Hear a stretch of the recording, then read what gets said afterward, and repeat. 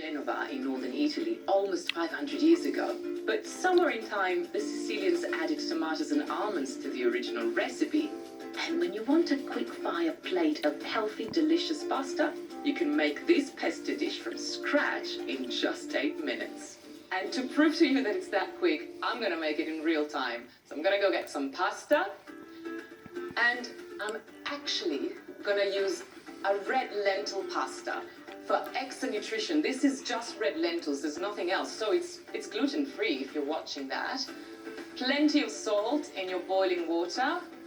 You have to season your water. And the pasta goes in. Perfect. And the pasta will take about 7 to 8 minutes to cook, which is plenty of time for me to make a Sicilian pesto. The Sicilian pesto is quite similar to the famous Genovese pesto, but it's got some more ingredients, therefore more nutrition. And I'm gonna use the food processor because let's get real, I'm not gonna get my mortar and pestle when I'm in a hurry. So let's get some ricotta, because that's one of the main ingredients of Sicilian pesto. And get your trusted food processor. All right, we're gonna get some sun-dried tomatoes in there, which is a classic Sicilian ingredient. I'm gonna get about 5 or 6, and a quarter of a garlic clove. Look, I think a lot of people are under the impressions that Italians love to cook with a lot of garlic, but we actually don't. We only use it very, very prudently, so that's quite enough. And some Parmigiano, a pinch of salt, basil. So far we've got all these beautiful nutrients. Actually, I'm gonna use some fresh tomatoes as well. Just get chopping. And you know that this is gonna be good. I mean, what could go wrong? You've got the beautiful basil, the cheese. Now we're gonna add the ricotta. I'm also gonna add some almonds. And that is the traditional way to make Sicilian pesto. I'm not sort of making this recipe up. I wish I could take credit for it. It's just that it's so virtuous. And this goes to show that Italian cooking is good for you, if you were in doubt. And obviously, extra virgin olive oil, a really nice classic flavor. I'm freehanding here. And some almonds, and maybe about that much.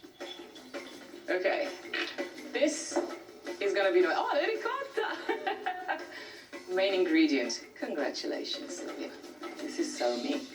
All right.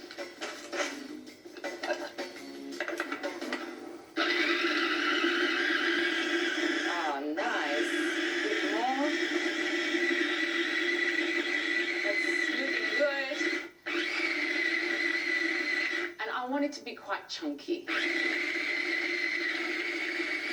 That's lovely. You know what? I think I'm going to add a few more tomatoes. Ooh, that looks good. There. I'm going to check on the pasta now, because it's probably almost ready to go. It is almost ready.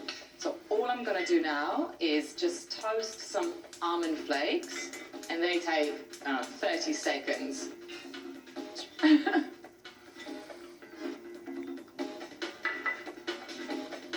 This is toasting away. This is ready. I'm not even going to strain it. I'm literally just going to grab my bowl and do this so that I can also get a little bit of that pasta cooking water that will bind the sauce. That's pretty much it. Wonderful. And now I'm going to get my pesto straight into the bowl. And it's really chunky. Look, you could even say that you did it in the pestle and mortar. Look at that. Isn't that beautiful? Just toss it through. I mean, this is already looking very pretty. But to me, the thing that matters the most is that I know it's going to taste good, but I know it's going to be good for me.